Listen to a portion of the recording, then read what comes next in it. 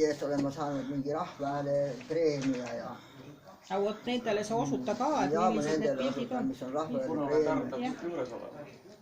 Pole Sternberg nii oleks. Aga muidugi ma mäletan seda, et kuna meil žüriis olid alati kunstnikud, ma mõtlen fotoklubi näiteks, et tihtilugu mina paremad auhinnad vist noppisin enda värvitud piltide eest ära, mulle tundub nii.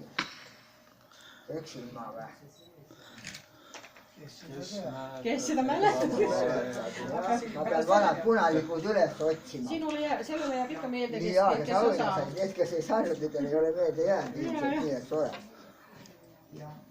Aga eks siin olevad erinevad koolkonnad ja pildid olid tõepoolest Põltsamaal väljas ja mõtlesin, et peaks ju panema ikkagi ja siis ja meil oligi vaata see segadus nende kuupäevadega, et ETL ajas asju segi ja võttis nädal aega minu näitusest maha ja mina kirjutasin kohe selle ETL-i jutu järgi ja pärast siis kultuuri ma ütlesin, kus mina sellise kuupäeva võtsin Põltsamaalt, kus peab nädal aega kauem üleval olema ju.